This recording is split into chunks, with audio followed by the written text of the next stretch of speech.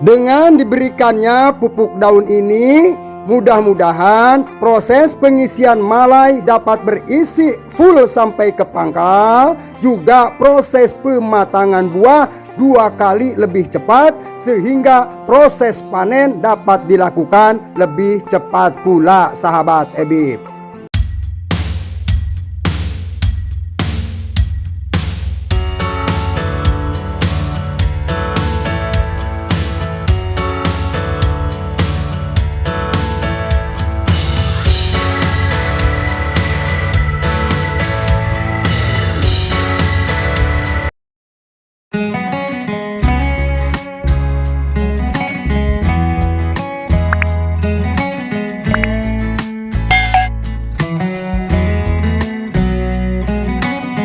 Assalamualaikum warahmatullahi wabarakatuh. Halo sahabat EBIB, selamat berjumpa kembali di channel Eko Budi YouTube Farm. Channelnya inspirasi petani, channelnya tempat berbagi serta share pengalaman putar budidaya tanaman padi. Bagaimana kabar sahabat EBIB semua? Mudah-mudahan kita pada hari ini dalam keadaan sehat walafiat, selalu diberikan kekuatan sehingga kita bisa melakukan aktivitas kita sehari-hari dalam keadaan kuat dan sehat. Amin ya robbal alamin. Sahabat EBIB semua, pada pertemuan kali ini saya akan berbagi, memberikan sebuah informasi kepada sahabat petani semua, yaitu sebuah perlakuan yang akan saya berikan kepada padi-padi saya yang saat ini sedang dalam tahap pengisian akhir, sahabat EBIB. Saya bermaksud agar buah-buah padi yang teruntai dalam setiap malainya bisa berisi full sampai ke pangkalnya, sahabat EBIB. Jadi sekali lagi, pada pertemuan kali ini saya akan memberikan informasi bagaimana caranya agar malai-malai padi dapat terisi full sampai ke pangkalnya, sahabat EBIB. Untuk itu silakan sahabat EBIB simak baik-baik videonya, jangan dipotong-potong videonya agar tidak gagal paham dan apa yang saya sampaikan dapat diserap sebaik-baiknya. Baik sahabat EBIB, kita lanjut videonya.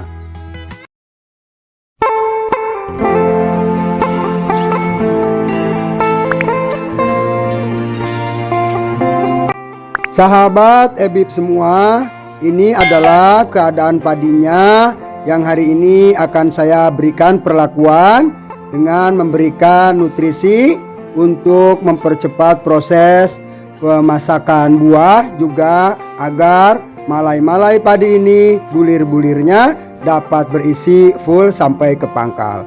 Ini adalah padi Cakrabuana Agritan yang hari ini tepat berusia 67 hari setelah tanam. Memang padi ini tergolong pada jenis padi yang berumur pendek atau padi genjah, sahabat EBIB ya. Usia belum 70 hari saja sudah seperti ini. Sudah buahnya berwarna menguning, berwarna kuning, sekitar 70% sudah menguning. Namun sahabat EBIB, di sebelah pangkalnya, sepertiga daripada untayan malai ini masih banyak yang berwarna hijau.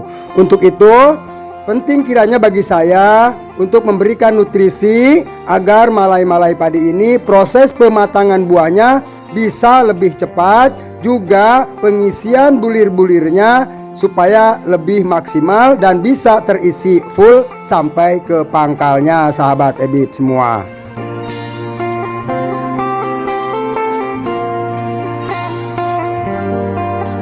Seperti yang sudah saya sampaikan pada video sebelumnya 2 hari yang lalu, bahwa pemberian nutrisi kepada padi-padi kita yang bertujuan untuk memaksimalkan pengisian malai-malai padi ini agar dapat terisi sampai ke pangkal secara full, kita harus melihat kondisi tanaman padinya dulu. Tanaman padi yang bisa diberikan nutrisi atau masih bisa diberikan nutrisi adalah tanaman padi dengan daun-daun benderanya masih berwarna hijau seperti ini, sahabat EBIB ya. Nah, apabila daun bendera pada tanaman padi kita masih berwarna hijau segar di atas 70% dari seluruh hamparan area yang kita tanam, daun benderanya masih segar dan hidup berwarna hijau seperti ini, artinya ketika kita berikan nutrisi ini insya Allah akan dapat diserap dengan baik oleh daun-daun padi dan ditranslokasikan hasil fotosintesisnya ke bulir-bulir padi, sehingga nantinya bulir-bulir padi ini akan berisi secara bernas dan full sampai ke pangkalnya. Jangan dipaksakan oleh kita apabila daun bendera ini sudah mati dan mengering.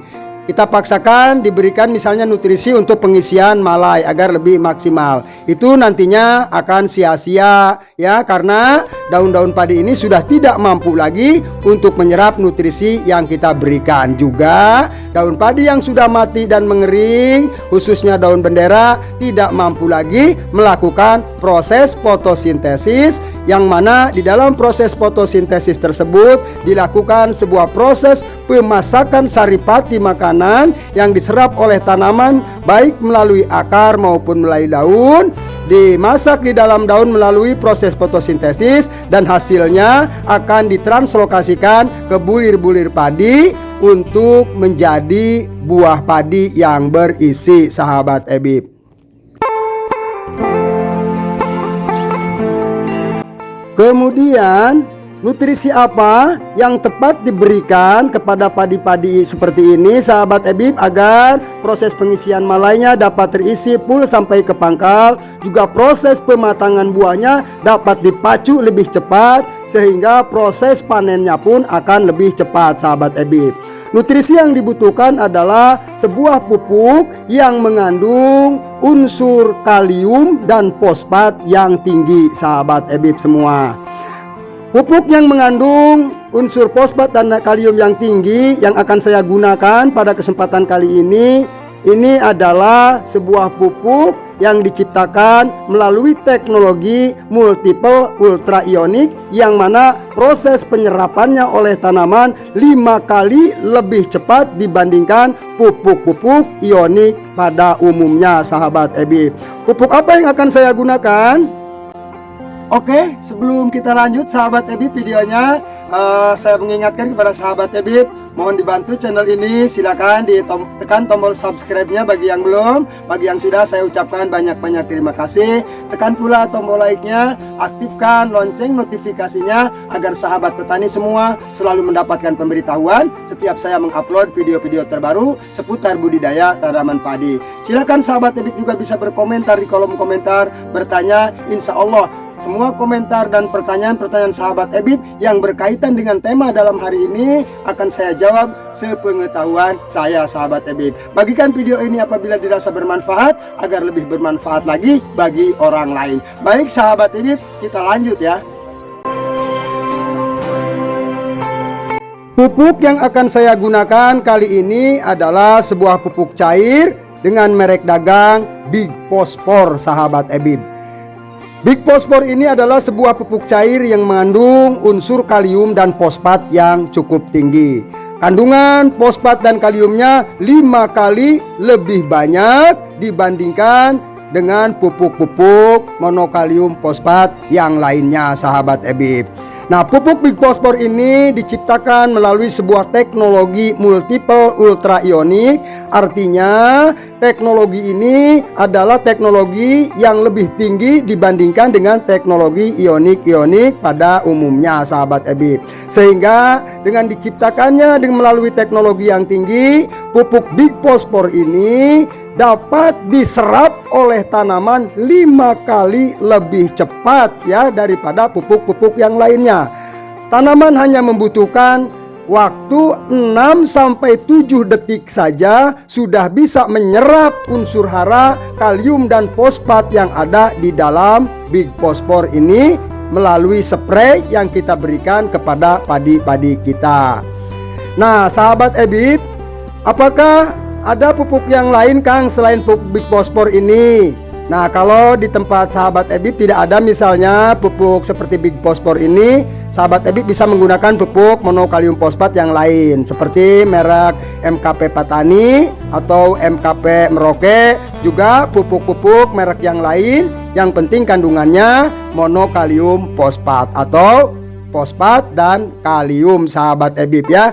Nah, tapi untuk kesempatan kali ini saya hanya menggunakan pupuk Big Phosphor ini. Cukup 1 macam saja ini yang akan saya gunakan. Kemudian mungkin sahabat Ebib bertanya, apakah pupuk ini bisa dicampur dengan insek atau fungi, Kang? Bisa sahabat Ebib ya. Apabila diperlukan, sahabat Ebib masih bisa melakukan pengemikan dengan insektisida maupun fungisida sahabat Ebib. Juga bisa dicampur dengan pupuk-pupuk yang lainnya sahabat Ebib. Jadi sekali lagi, pada kesempatan ini saya hanya menggunakan satu produk saja, yaitu pupuk monokalium fosfat dengan merek dagang Big Phosphor untuk mempercepat proses pematangan buah dan memaksimalkan pengisian bulir-bulir padi pada setiap malai agar mudah terisi sampai ke pangkalnya sahabat Ebib semua.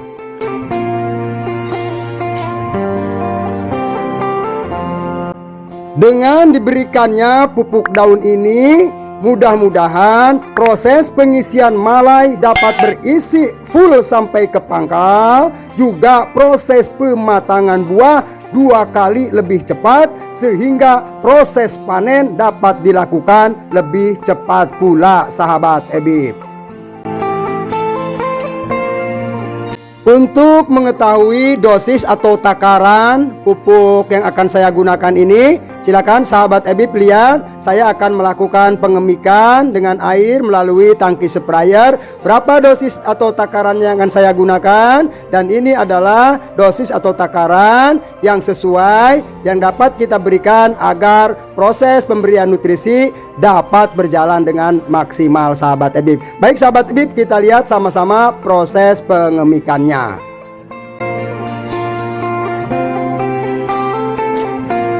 Inilah tangki sprayer yang akan saya gunakan untuk melakukan penyepraian nutrisi ini sahabat Ebib. Tangki sprayer saya ini kapasitasnya 18 liter. Sebelum kita masukkan nutrisinya, kita isi dulu tangki sprayernya. Karena ini hanya tunggal saja pupuknya sahabat Ebib, isi dulu sekitar setengah tangki dengan air agar nanti proses pencampurannya lebih maksimal ya. Nah, berapa untuk takarannya pupuk Big Phosphor ini? Silakan sahabat Ebib perhatikan ya. Ini adalah pupuk Big Phosphor yang mengandung kalium dan fosfat yang cukup tinggi ya. Nah, ini pupuknya seperti ini. Takarannya sahabat Ebib ini cukup setengah ya, setengah tutup ini. Kalau misalnya tangki sprayer sahabat Ebib hanya 14 liter, itu cukup sepertiga tutup saja. Karena tangki saya ini 18 liter, kita gunakan setengah tutup. Nah, seperti ini ya. Ini sudah sangat banyak sekali Pak sahabat Ebib ya. Jadi walaupun harganya lumayan, tapi menurut saya ini sesuai karena penggunaannya juga cukup irit sahabat Ebib ya. Ini kira-kira hanya 1 ml per liter air. Nah, satu tutup Big Phosphor ini kapasitasnya adalah 36 ml. Nah, untuk tangki 18 liter kita gunakan 18 ml, artinya hanya cukup setengah tutup saja gitu. Sahabat Ebib banyak yang bertanya, Kang, bentuknya cairannya itu berwarna seperti apa sih Big Phosphor itu? Big Phosphor ini cairannya itu berwarna bening sahabat Ebib ya, berwarna bening, tidak keruh ya, tidak berwarna yang lain. Itu adalah produk Big Phosphor karena seperti sahabat Ebib ketahui ya, banyak produk-produk tiruan ya yang menipu kita ketika kita membeli produk-produk itu dengan harga, terutama harga yang murah, kita tergiur padahal belum tentu kualitasnya itu baik sahabat Ebib. Baik, saya akan melakukan penyepraian sahabat Ebib ya.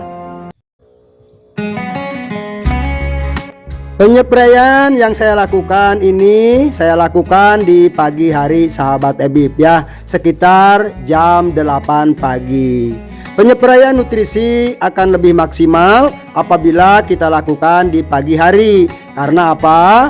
Unsur hara yang kita berikan dapat langsung bekerja dan dimanfaatkan oleh tanaman dengan melalui proses fotosintesis atas bantuan sinar matahari.